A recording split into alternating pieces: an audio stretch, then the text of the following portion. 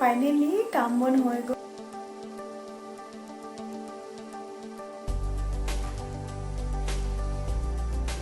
Hi guys, মই এতিয়া বিচনাতে আছোঁ। ৰাতিপুৱা শুই উঠিছোঁহে আৰু এতিয়া 9টা বাজিছে। আজি মানে অফিচ বন্ধ, সেইটো কাৰণে বন্ধ দিনা প্ৰায় 8:30 9টা বাজে আৰু মই আজি অকণমান আপোনালোকক ভিডিঅ'টো ভালদৰে দেখাম যে বন্ধ দিনটোনো ঘৰত কি কৰোঁ, হয়নে? বলক আৰম্ভ কৰোঁ। এয়া মোৰ বেডৰুমৰ পিছ চাইডে হয় আৰু এইখন মোৰ আগফালৰ বাৰীখন। কিবা কিবি শাক পাচলি লগাইছোঁ, বেছি নহয়, যিমানখিনি পাৰোঁ আৰু টাইম উলিয়াই। আৰু আজি যিহেতু বৰষুণ দি আছে, মই পিছত আপোনাক ভালদৰে মোৰ বাৰীখন দেখাম বাৰু। বৰষুণ দি আছে বাহিৰত। এতিয়া ৰাতিপুৱা মই এগিলাচ গৰম পানীৰে ষ্টাৰ্ট কৰোঁ আৰু 2-3টামান আলমণ্ড খাওঁ আৰু।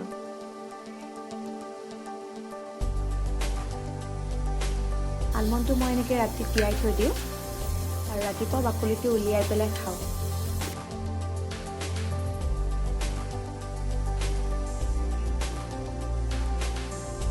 এয়া মোৰ আজিৰ ব্ৰেকফাষ্ট। ব্ৰেকফাষ্ট প্ৰায় মই চেঞ্জ কৰি কৰি খাওঁ, সদায় একেটা ব্ৰেকফাষ্ট নকৰোঁ বাৰু। এতিয়া ব্ৰেকফাষ্ট কৰোঁ। ব্ৰেকফাষ্টত লৈছোঁ মই বুট, আম, এটা বইল কণী আৰু তৰমুজ।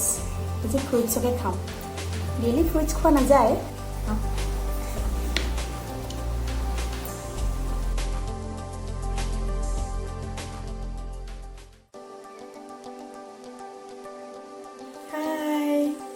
ফাইনেলি কাম বন হৈ গ'ল আৰু মই গা পা ধুই উঠিলোঁ।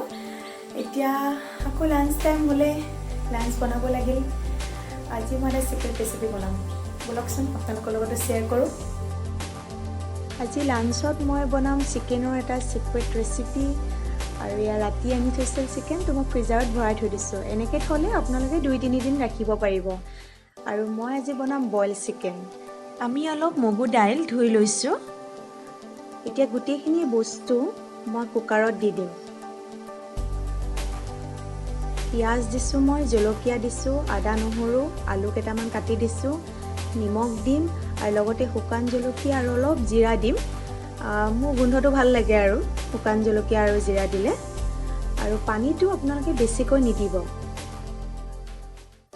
দেখিছে মই কেনেকুৱাকৈ দিছোঁ পানীখিনি। এতিয়া অকণমান নেমু চেপি দিব।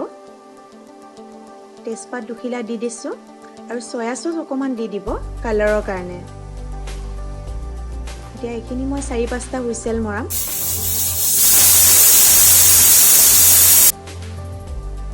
দেখিছে দেখিবলৈও বহুত ধুনীয়া হৈছে নাই? খাবলৈও হেল্ডি হয় আৰু ট্ৰাই কৰিবচোন। আমি প্ৰায় খাওঁ আৰু এনেকৈ।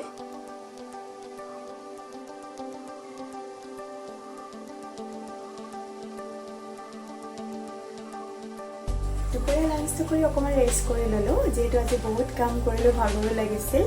এতিয়া সন্ধিয়া হ'ল, সন্ধিয়া চাহকাপ ভালকৈ খাব লাগিব। আৰু বতৰটো যিহেতু আজি বেয়া, মই ভাবিছোঁ আজি গৰম গৰম পকৰাৰ লগত গৰম গৰম চাহ খাওঁ। আৰু পকৰা অকণমান মই বেলেগ ষ্টাইলত বনাম, আপোনালোকৰ লগতো শ্বেয়াৰ কৰিম। গৰম গৰম চাহ ৰেডি হৈ আছে আৰু এতিয়া পকৰা যোগাৰ কৰোঁ। পিঁয়াজ লৈছোঁ, জলকীয়া, অকণমান আজৱাইন, ওটছেৰে বনাম মই আজি, আৰু অলপমান বেচন দিম। আৰু মছলাৰ ভিতৰত মই অলপ গৰম মছলা আৰু চফ দিম। আৰু পানীটো অলপ গৰম ল'ব, যিহেতু আমি ওটছ দিছোঁ। ওটছৰ পৰিমাণটো বেছিকৈ লৈছোঁ মই। ওটছেৰে খাই পাইছে নাই আপোনালোকে পকৰা? খাই চাবচোন। গৰম মছলা, জিৰা দিছোঁ, আজৱাইন অলপ দিছোঁ, পিঁয়াজ, জলকীয়া গোটেইখিনি এতিয়া ভালদৰে মিলাই ল'ম। আৰু ভালদৰে অলপ অলপকৈ পানী দি পেষ্ট এটা বনাই ল'ম।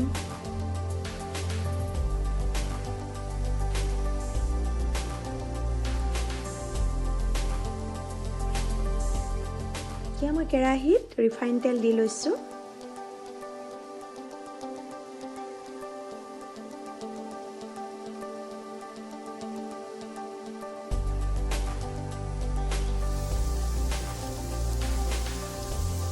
যিহেতু মই ওটছ দিছোঁ, তো খাবলৈ ক্ৰিস্পি হ'ব।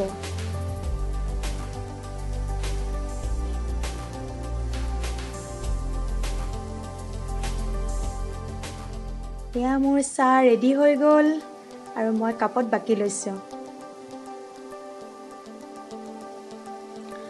চাহ খাই থাকোঁতে মোৰ মনত পৰিল যে মই দিনত কাম এটা পাহৰি গৈছিলোঁ। কামটো হ'ল মোৰ তাত যিজোপা লাকি প্লাণ্ট বুলি কয় সেইজোপা পানী চেঞ্জ কৰিবলৈ হৈছে, এসপ্তাহ হ'ব প্ৰায়। এতিয়া মই বাচনটো ভালদৰে ধুম আৰু পানীখিনিও মই চেঞ্জ কৰিম।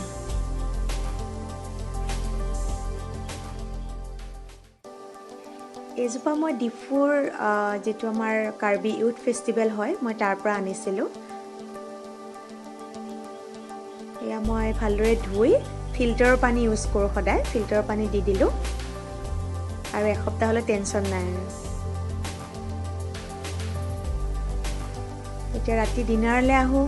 ডিনাৰত মই এখন চব্জি বনাম, কঁঠালৰ গুটি, পটল, ৰঙালাও আৰু ইয়াৰ মোৰ ঘৰৰে কচু, ক'লা কচু আৰু এটা আলু লৈছোঁ, আদা নহৰু লৈছোঁ। চিম্পুলকৈ বনাম ৰুটিৰ লগত খাবলৈ। গোটেইখিনি চব্জি ভালদৰে কাটি লৈছোঁ মই আৰু চয়াবিন দিম তাত। চয়াবিনখিনি গৰম পানীত অলপ তিয়াই লৈছোঁ আৰু অকণমান তেল দি নিমখ হালধিৰে অলপ চয়াবিনটো মই ফ্ৰাই কৰি লওঁ প্ৰায়ে। একেটা কেৰাহীতে দুটা মই শুকান জলকীয়া দিছোঁ, আদা নহৰু পেষ্ট আৰু এটা কেঁচা জলকীয়া মই একেলগে আদা নহৰুৰ লগত বটি দিছোঁ।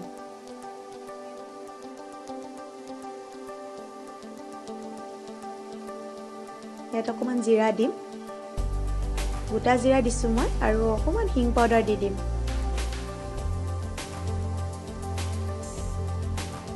এতিয়া ভালদৰে লৰাই পিঁয়াজ দি দিম ইয়াত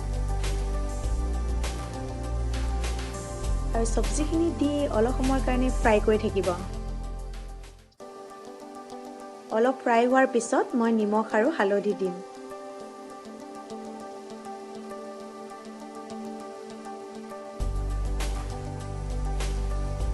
দেখিছে ফ্ৰাই হৈ গ'ল আমাৰ আৰু মই এতিয়া ইয়াত ধনিয়া পাউডাৰ অকণমান দি দিছোঁ। ধনিয়া পাউডাৰখিনি দিয়াৰ পিছত গৰম পানী অলপ দি দিব যাতে গোটেইখিনি বস্তু ভালদৰে সিজি যায়। আৰু লাষ্টত মই গৰম মছলা পাউডাৰ অকণমান দি দিম।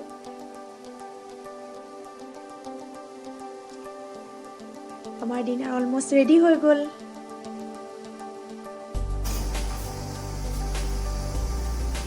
ৰাতি 10 বাজিল, ডিনাৰ কৰি পেলাই গা পা ধুই ল'লোঁ।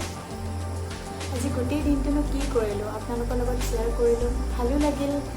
আৰু আপুনিও যদি এনেকুৱা ব্লগ বিচাৰে তেতিয়াহ'লে প্লিজ মোক কমেণ্টত জনাব। আৰু এইটো মোৰ আজি ফাৰ্ষ্ট ব্লগ হয়, গতিকে ভাল পাইছে যদি প্লিজ লাইক কৰি দিব। আৰু টুপাইডি কুৱেশ্যনছ আমাৰ এটা নতুন চেনেল হয়, তো আমাৰ যদি ৰেচিপি বা ব্লগবোৰ ভাল লাগে প্লিজ ছাবস্ক্ৰাইব কৰি দিব আৰু শ্বেয়াৰ কৰিবলৈ নাপাহৰিব। গুড নাইট, আজিলৈ আহিছোঁ, বাই বাই।